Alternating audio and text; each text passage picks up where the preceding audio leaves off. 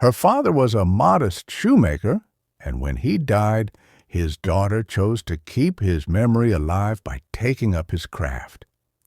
People laughed at her for living in dust and leather, but she refused to quit.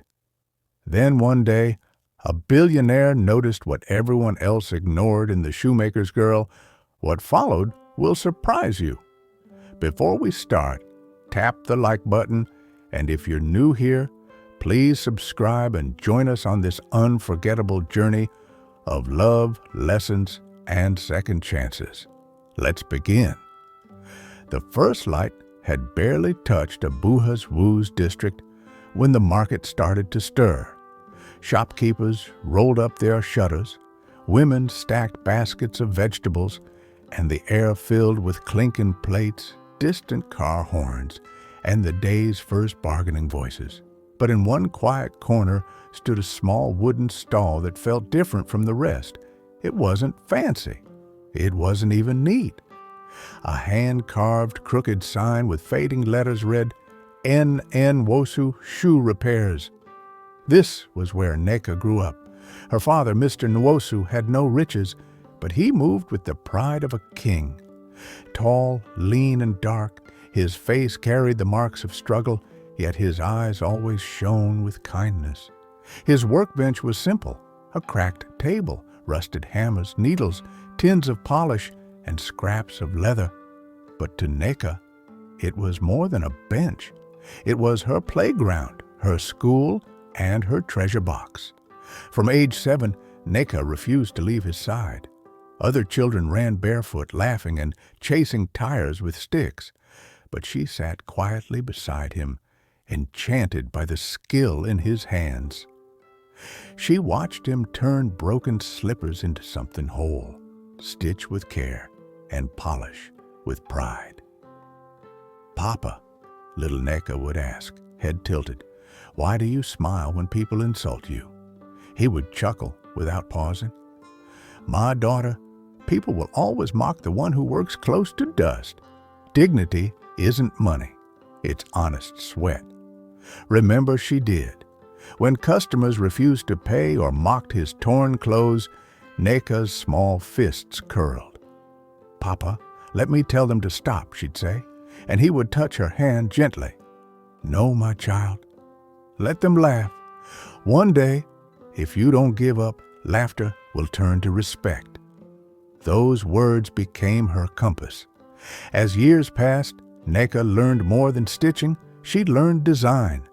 Her small hands grew steady. She cut leather straighter than men twice her age and polished until shoes reflected like mirrors. Her father would smile, whispering, "Nneka, you are not just my child, you are my legacy." But even the strongest are tested. On her 18th birthday, her father fell dangerously ill. At first, she thought it was only a fever. She brewed herbs, prayed hard, and worked extra hours to buy medicine, but he declined. His once firm hands shook. The man who carried poverty with a smile now struggled to lift a hammer. One cold, rainy night, as water drummed on the market roofs, Nneka held his thin hand. "Papa, don't leave me," she sobbed. His fading eyes searched her face. "Nneka, my jewel, do not fear. Poverty isn't the end. My greatest pride is you. Promise me you won't throw away this bench. Promise you'll continue." "I promise, Papa." She wept. With a faint smile, Mr. Nwosu breathed his last. By morning, the market echoed with wails as neighbors gathered. Some pitied her. "Ah, this girl is finished."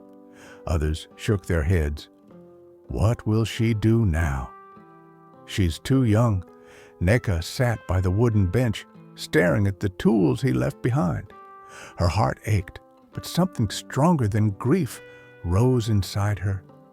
She wiped her tears, picked up the worn hammer, and whispered, "Papa, your name will not fade. I will build with these hands." With that vow, the child who once played with scraps stepped into adulthood. Nneka, the shoemaker's daughter, became the market's youngest woman cobbler. She didn't know destiny was already watching from the shadows, waiting for dust, sweat, and broken sandals to lead her toward a billionaire. The first morning she opened alone. Her chest felt tight. The bench sat where it always had, tools arranged as he left them, yet everything seemed different. The noise felt harsher, faces sharper. She wasn't the cobbler's daughter anymore. She was the cobbler. Neka tied a faded scarf over her hair, fastened her father's apron, and set the first shoe on the bench. Her hands shook. People slowed to stare. "See her," a tomato seller muttered to a neighbor. "Fine girl wasting her youth on dirty men's shoes." Another scoffed. "She should marry or find a rich man." "Shoemaking isn't for a woman." Neka lowered her head and stitched. She held her father's words. Let them laugh. One day respect will come. The sun climbed. Sweat ran down her neck, soaking her collar. Her first customer was an old man with sandals split in two. He hesitated, eyeing the young girl. "You fit fix this?" he asked, doubtful. "Yes, sir," she said softly. He handed them over with a skeptical sigh. 20 minutes later, Neka returned the pair neatly stitched and polished. His eyes widened. "Ah, better than new," he exclaimed. He paid double and left smiling. That moment lit a fire in Neka's chest. "I can do this," she thought. Day after day, from morning till evening, she worked. She repaired shoes, stitched belts, and tried out new designs. When the market quieted, she packed up, walked to her small rented room, then trekked miles to evening lectures at the university. She studied business administration, determined to grow beyond the stall. The routine drained her. Needles raised blisters. Her back ached from bending. Many nights she read under a flickering kerosene lamp until sleep won. Sometimes hunger pinched because her last naira went to materials. She never complained. The market began to notice her steadiness. Some admired her. "That girl is diligent," they said. "She's not like the others." Others sneered. "So because she goes to school, she thinks she's better?" Who has heard of a lady cobbler? A few men tried to lure her. "Drop this dirty work, Neka. I'll take care of you. Just say yes." She smiled politely, but stayed firm. "No, thank you. I have work to do." Despite the mockery, her name began to spread. Children passing her stall would nudge each other and whisper, "Look, that pretty girl who makes shoes." Traders learned to trust her because Neka never cheated anyone.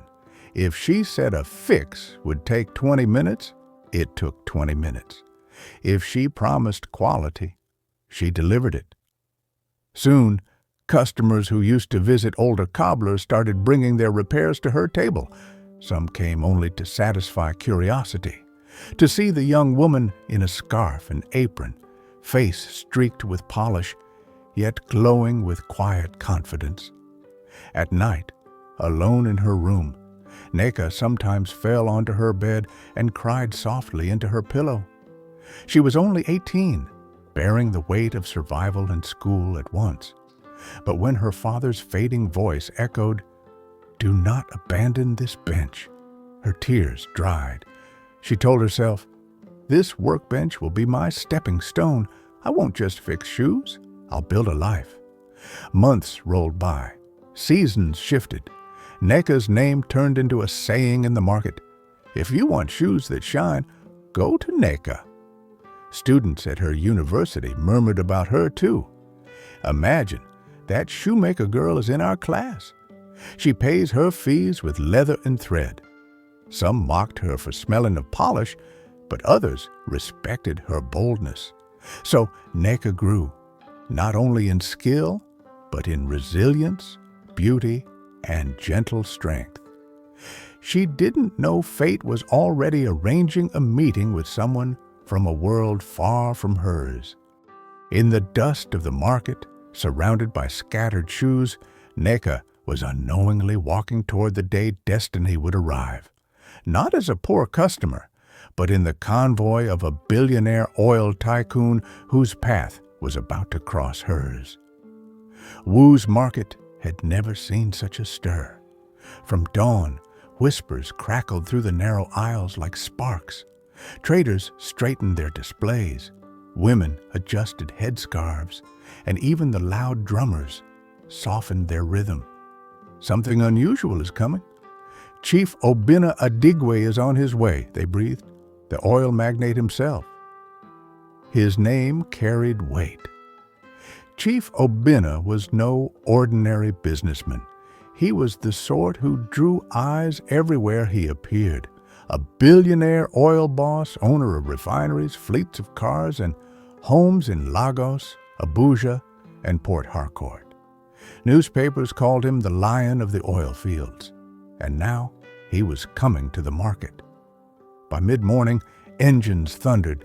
A line of sleek black SUVs crawled over the dusty road, scattering chickens and forcing traders to pull their goods aside. Uniformed guards rode with dark glasses, scanning the crowd.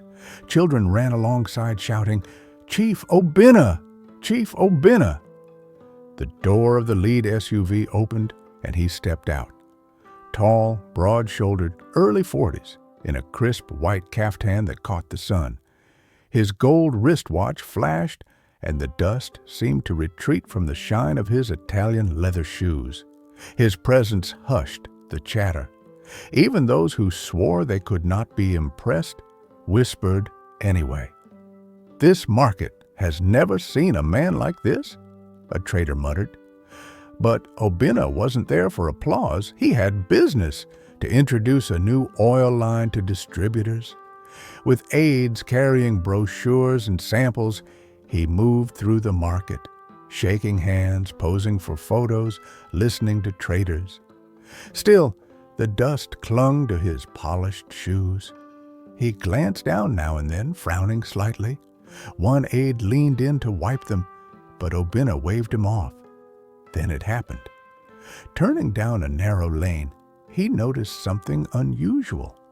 Amid the shouting traders and running children sat a young woman at a small wooden bench, scarf tied neat, apron stained with polish. She bent over a customer's shoe, fingers working with steady precision. Sweat glistened on her face, yet a calm grace sat in her posture, an elegance no dust could hide. She was nothing like the wealthy women he knew. No gold chain, no makeup, no perfume. Still, something about her made him stop. "Who is that?" he asked quietly. "Sir?" his aide replied. "That girl," he pointed. The aide squinted. "Just a cobbler, sir." A poor shoemaker? Nothing special. But to Obinna, she was anything but ordinary. Something tightened in his chest. He couldn't look away. He watched her thread a needle, pull it through leather with practiced strength, then buff the shoe until it gleamed. Her movements were sure, confident, proud. Without realizing it, he began to walk toward her. The crowd parted, stunned that the mighty Chief Obinna was heading for a humble cobbler's bench. Traders gasped. Children pointed. Whispers rose like waves. "Is that not Chief Obinna?" "He's going to the shoemaker girl." Neka kept her focus and barely noticed the sudden hush. She only looked up when a shadow fell across her table. She froze. The man before her was like no one she had seen. His caftan looked finer than anything she had ever touched. His wristwatch alone could pay her fees for years, and his shoes, though dusty now, screamed wealth. But what struck her most were his eyes, not mocking, not pitying, but curious. "Young lady?" His deep voice broke the silence. "Can you make me a shoe?" The question startled her. Her fingers trembled, then steadied. She stood and bowed slightly. "Yes, sir." "Please sit." Chief Obinna took a low stool, ignoring the bewildered stares. For the next 30 minutes, he watched her work. She cut leather with careful accuracy, brow drawn and focused. She stitched swiftly without losing neatness. She polished until the dullness turned to shine. Obinna was captivated. He had met women in diamonds and pearls, women in plush offices, women at grand events, but never beauty mixed with sweat and dust. When she finally handed him the finished pair, she offered a shy smile. "Please try them, sir." He slipped them on. They fit perfectly, hugging his feet as if made from a mold of his steps. He rose, took a few strides, and nodded in quiet amazement. "This is excellent," he said. "How much?" 5,000 naira, Neka whispered, eyes lowered.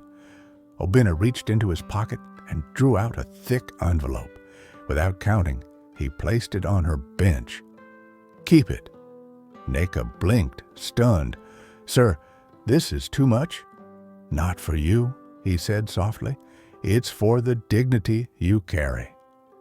Gasps rippled through the crowd as people craned their necks to see how much he'd given her.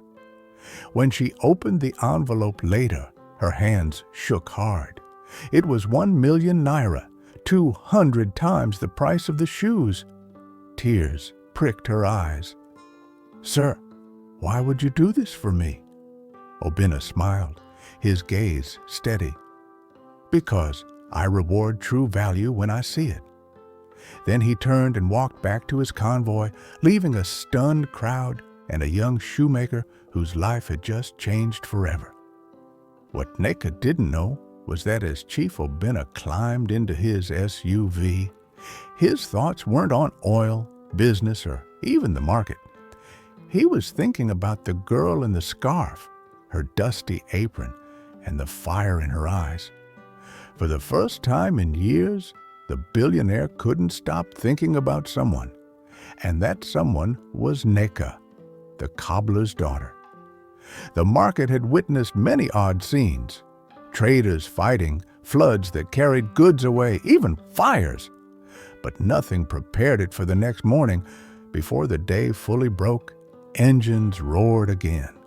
Black SUVs, the very image of yesterday's convoy, rolled into the same dusty lane and stopped right in front of Neka's tiny stall. The cars gleamed like black stone under the sun, their tinted windows reflecting everything like mirrors. Traders froze mid-gesture. Women dropped baskets of tomatoes. Children pushed forward for a better look. "Are we dreaming?" someone whispered. "Chief Obinna has come back to that cobbler girl," another said, eyes wide. The lead SUV's door opened, and out stepped Chief Obinna in another immaculate caftan, this time navy blue with gold embroidery. His spotless, sharp shoes tapped the uneven ground as he walked straight to Neka, ignoring the hundreds of eyes burning into his back. Neka, still arranging her tools, looked up and gasped. The brush nearly slipped from her fingers. Her heart hammered. She had convinced herself that yesterday was a once-in-a-lifetime miracle to remember, but never repeat.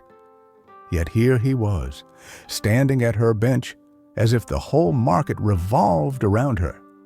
"Good morning, Neka," he said warmly, his deep voice firm, yet gentle. Good morning, sir. You came back?" "Yes," he replied simply, locking eyes with her. "I told myself yesterday I had unfinished business here."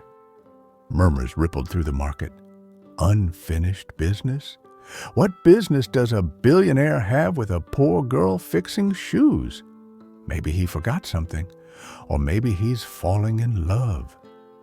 The whispers swelled, but Obinna ignored them. He leaned casually on her table, watching her hands tremble as she tried to polish a customer's shoe. "Easy," he said softly. "I didn't come to scare you. I came to know you better." "Know me?" Neka's lips quivered. It made no sense. This was a man who likely dined with governors and presidents, Why would he want to know a shoemaker? Yes, Obina said, voice low and sincere. I saw something rare in you yesterday, Neka. I want to know the woman behind these hands that work with such dignity. Neka swallowed, her throat dry. She could feel every eye on her, waiting. Sir, I'm just a simple shoemaker, she whispered, almost apologizing. There's nothing special about me. Obina smiled. Yet the whole market is staring at you. Do you still think you're not special? Her cheeks burned. She bent over the shoe again, hoping he wouldn't notice the tears threatening to fall. From that day, Chief Obina's visits became routine. Sometimes he arrived with the convoy, sometimes alone in a smaller car. But he always stopped at her stall. Sometimes he bought shoes he didn't need just to watch her work. Other times, he brought food and asked quietly, Have you eaten today? Sometimes he simply sat nearby, observing while she stitched and polished. The market, however, never sat quietly. By the third visit, rumors raced like wildfire. He's under her spell, some said. She must be using charm, others insisted. Imagine the mighty Chief Obina visiting a girl of dust and polish. No, another countered. Maybe he respects her hard work. Wealth recognizes worth. The gossip never ended. Some envied Neka, some mocked her, and some admired how calmly she faced him. Neka herself was torn. At night on her small bed, she pressed her palms to her chest. Why does he keep coming? She wondered. What does he see in me that the world doesn't? Her heart raced, her stomach knotted, yet a warm feeling grew each time she recalled his voice. One evening, as the market closed and the sun slid toward the horizon, Obina stayed longer than usual. He dismissed his driver and sat beside Neka while she packed her tools. For the first time, he looked almost vulnerable. Do you know what they're saying about me? He asked. Neka shook her head. They say I'm mad, he laughed softly, that a billionaire should not waste time on a cobbler girl, that I've lost my senses. Her hand stilled. Do you care what they say? He turned, eyes steady. Not at all. They don't understand. I'm not here for the market. I'm here for you. Her breath caught. She didn't know whether to run, cry, or smile. When he finally rose to leave, he paused and spoke the words that would echo in her dreams. Neka, I don't just want to be your customer. I want to be your friend. The market had become her stage and the whispers a chorus. But in that moment, the world faded. All she heard was the honesty in his voice and the pounding of her own heart. Friendship with a man like Chief Obina was no ordinary friendship. Deep down, Neka knew her life was about to turn in a way she never imagined. Night settled softly over the city, and for once the market was silent. Stalls were shut. Traders had gone home. Only a few strayed dogs moved among the empty tables. In a quiet corner, Neka sat alone, polishing the last pair of the day. Her hands worked out of habit. Her mind drifted. For weeks, Chief Obina had visited, sometimes with the convoy, sometimes quietly, becoming a constant presence, a storm in her once predictable life. She told herself he was just being kind, yet her heart jumped at the sound of his voice. Why me? She asked herself again and again. What could a man like him want from a shoemaker's daughter? Her thoughts broke at the sudden wash of headlights. A sleek black car pulled up in front of her stall. The driver hurried around to open the door, and Chief Obina stepped out, dressed in a plain white shirt and dark trousers this time. No caftan, no convoy show, no fuss, just him. Neka, he said softly, come with me. Her heart skipped. Now? But sir, it's late. He smiled. Trust me, just this once." Something in his tone eased her fear. She hesitated, then nodded. Minutes later, she sat beside him in the car, her rough fingers clutching the hem of her faded skirt. They glided past bright shops and fancy restaurants. She wondered if he was taking her somewhere grand where she wouldn't belong. Instead, the car stopped on a quiet hilltop overlooking the city lights. Under a small canopy stood a table for two, lanterns flickering in the evening breeze. Simple, neat, not the extravagance she had imagined. "Sir, all this for me?" she whispered. "For us," he said, pulling out her chair. They ate in calm silence at first. Roasted fish, fried plantain, fresh juice.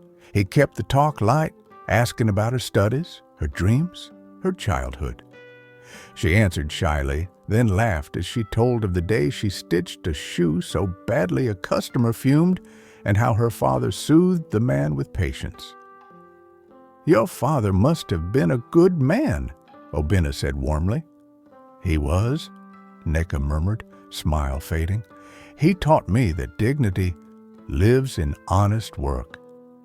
That's why I kept the stall after he died. I couldn't let his name vanish." Obinna studied her in the lantern glow, admiration clear in his eyes. When the plates were cleared and the night deepened, he leaned forward, voice low. "From the first day I saw you, something shifted in me. I have met powerful men and glamorous women, but none carried what you carry." Neka's chest tightened. "Sir, I don't understand." "You carry dignity in poverty," he said firmly, "strength in hardship, beauty in dust, courage in hard days. Watching you work with sweat on your brow and pride in your eyes, I knew I had found something rare." She parted her lips, but no words came. "I don't want to be just your customer," Obinna continued, his voice unsteady in a way she had never heard. "I don't even want to be only your friend, Neka. I want to be your partner, the man who stands with you for the rest of our lives." The world seemed to tilt. Her hand shook. "Sir, are you saying—" He reached into his pocket, brought out a small velvet box, and opened it to a simple, stunning diamond ring that caught the lantern light. "Neka Nwosu, daughter of the Shoemaker," he said, voice thick with feeling. "Will you marry me?"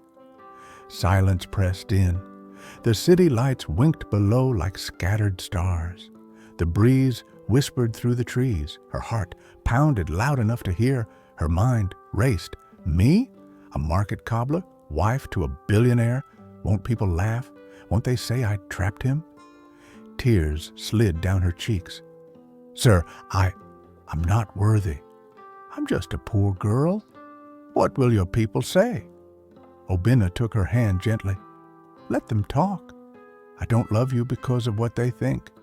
I love you because of who you are. If my people cannot see your worth, then they are blind." Her voice trembled. "Do you love me?" "With all my heart," he answered without pause. She searched his face for pity or play. She found only truth. Slowly, she nodded. Yes, I will marry you." He slid the ring onto her shaking finger. For a moment, she forgot the dusty market, the gossip, the hunger, the years of sacrifice. She saw only the man before her and the future he offered. In that instant, the shoemaker's daughter became the bride-to-be of one of the nation's most powerful men. Under the lanterns, with the city glittering below, Neka whispered a prayer only she could hear. "Papa, I kept your name. I think you'd be proud." The night swallowed their laughter, and destiny finally showed its hand. Morning of the wedding rose like a curtain lifting, gold light pouring over the city, bells humming, a soft hush of expectation. In a quiet room behind St. Michael's Cathedral, Neka stood before a long mirror hands trembling over a dress that flowed like poured milk. Someone had pressed pearls on her. She set them aside. Someone had offered a crystal crown.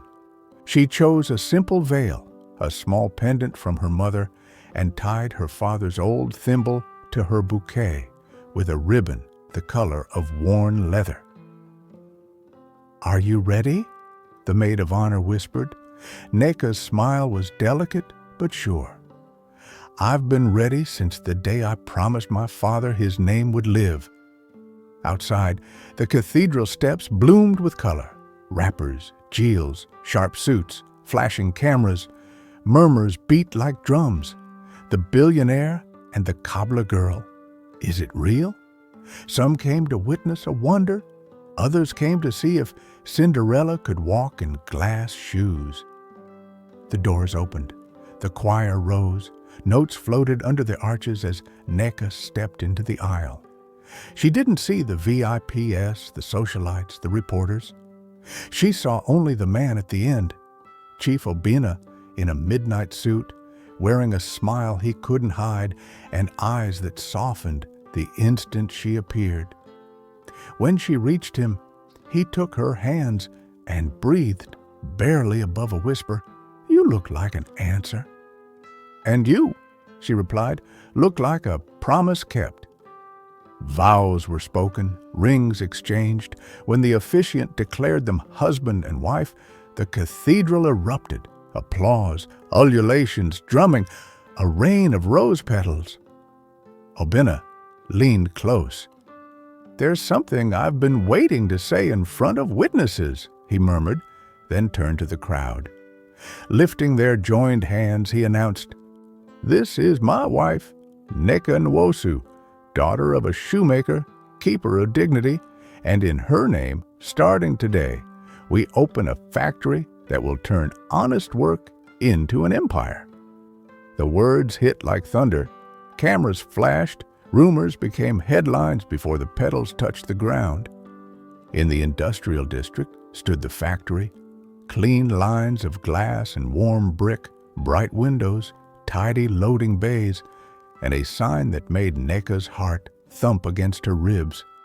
Nwosu and Daughter Leatherworks. Below it, in smaller letters, a motto, dignity in every stitch. On opening day, the scent of new machines mixed with leather and polish. Conveyor belts idled like horses ready to run. Crates of imported calfskin gleamed like satin. Spools of thread stood in ranks like soldiers.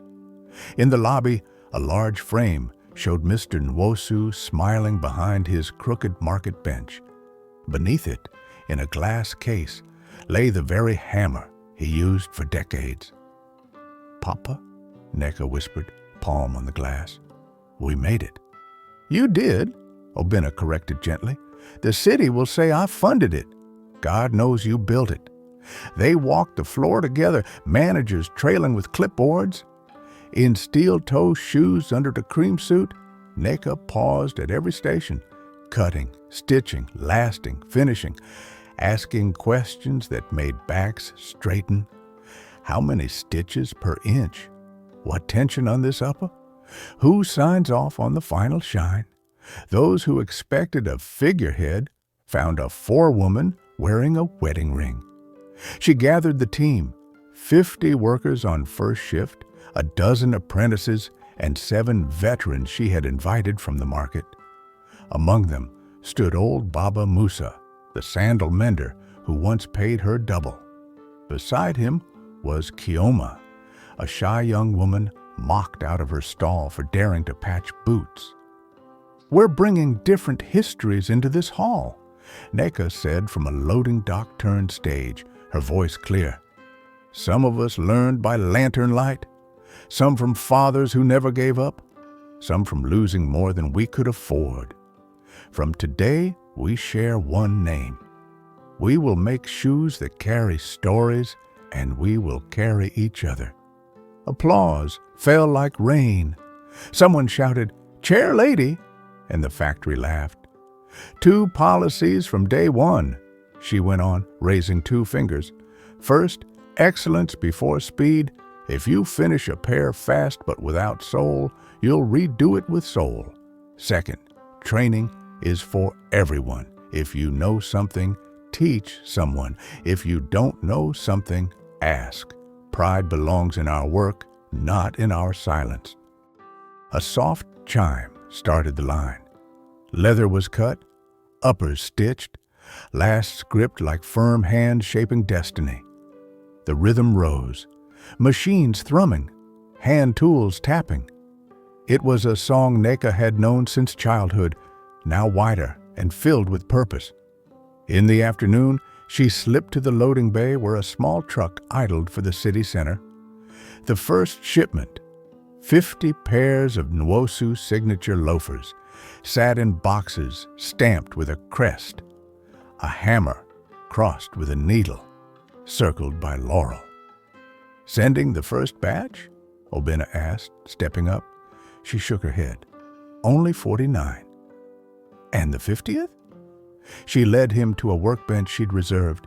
Wrapped in brown paper lay midnight blue calfskin Oxfords with understated broguing like lion whiskers. Inside, gold thread stitched a single word, lion. For the lion of the oil fields, she teased softly, from the girl of dust and polish. He lifted a shoe, turned it, swallowed. They'll be the only shoes I wear. Please don't, she smirked. We need you to live long. He laughed, and the factory's noise seemed to lean toward that sound like sunlight. Triumph, of course, brought its own weather. The very next week, the whispers hardened. She married into it. She doesn't know a real supply chain, a rival factory owner sneered on radio. Pretty face, billionaire husband, imported machines. Let's see her when a shipment is late trouble, faithful to the invitation, slipped in like a shadow. In stitching, a machine jammed twice and snapped 3 needles. In cutting, 2 hides were sliced off grain. A rookie mistake that would blister customers' feet. In finishing, a batch left with dull toes. Neka didn't shout. She walked the floor with a notebook and a jeweler's loop tracing each error. At the jammed machine, she crouched, sleeves rolled. Stop the line, she called. Eyes here. Workers gathered, tense. She stripped the thread path, found a burr on the tension disc that would fray thread invisibly, and held it up. Not sabotage, she said, showing the tiny crescent of metal. A defect. Replace the disc, reset tension, and chisholm. Run 3 test uppers till fear loses its taste. In cutting, she spread a hide on the light table and ran her fingertips along the grain. Who cut these 2? A lanky boy, Kunle, raised a shaky hand. I rushed, Ma. For quota, we don't rush for numbers, she said kindly. We rush for truth. She set his palm on the hide. Feel the grain. It's a map. The shoe will remember where your knife wandered. Again, slow. Find the spine. Walk with it. He tried. Slower, then slower. When the blade finally sang a clean line, relief crossed 3 other cutters' faces. The dull toes came from polish mixed too thin. The finisher, an older man bruised by pride, braced for anger. Instead, Neka pulled up a stool. Teach me your favorite shine, she said. I'll teach you mine. By evening, we'll invent a third. They did. The factory adopted the blend and named it Nwosu Glow. The mistakes drew the team tight, like stitches pulled in. Productivity dipped for 2 days, then climbed past baseline by week's end. Neka did not forget the market. On Sundays after church, a slim convoy slipped down the old dusty street. The tomato seller who once mocked her found a crate of new stall tables delivered by a friend. Baba Musa arrived at the factory one morning to an envelope with a scholarship letter. His grandson had been admitted to the Nwosu Apprenticeship Academy, The training program NECA launched with evening classes and stipends. She kept her father's bench too, not only in the lobby, but in practice. On the first Monday of every month, she worked the old bench on the factory floor, a ritual the team called Bench Day, mending employees' families' shoes free of charge. "The city must not trick us into forgetting our beginning," she'd say, tapping the hammer in a rhythm like prayer. At quarter's end, they held a small ceremony for the first 10,000 pairs. Under string lights in the courtyard, workers danced with their families. Apprentices performed a skit about a proud shoe that refused to be worn until it learned purpose lives on the road. Laughter rose like kites. Obina took the mic once. "If you want to know leadership," he said, eyes on his wife, "watch how someone treats their tools and their people." "My wife treats both like a covenant," NECA flushed. When the crowd called her up, she kept it simple. "We build shoes, but really, we build stories," she said. "Stories that say poverty was a season, not a sentence. Stories that say a daughter can carry her father's name into rooms he never entered." She raised a glass of malt. "To names, to hands, to work, to love that doesn't turn you into someone else, but helps you become more of who you already are." "To love," the courtyard echoed as night deepened and music softened. Obina laced on the Lion Oxfords for their first dance. He turned her slowly, a man who had negotiated pipelines and presidents, content to chart a small circle under string lights. "Mrs. Adigwe," he whispered, "I promised a factory." "You built a family and you promised a life," she said, resting her head on his shoulder. "You gave me a legacy." The factory lights hummed, the machines slept, and across the lobby, the old hammer gleamed behind glass. If you stood very still, you could almost hear another sound woven through the music, a father's soft, proud laughter, keeping time with every step. Moral of the story: dignity in labor beats shame in idleness. Wealth may draw eyes, but character wins hearts. NECA rose from dust to honor, because she never despised humble beginnings. We truly hope you enjoyed this story. Tell us what you learned in the comments. We read every one. And another powerful, inspiring story is coming in a few days. So if you haven't already, subscribe and turn on the notification bell to be first to watch. Don't forget to give the video a thumbs up and share it with family and friends. Thank you so much for watching.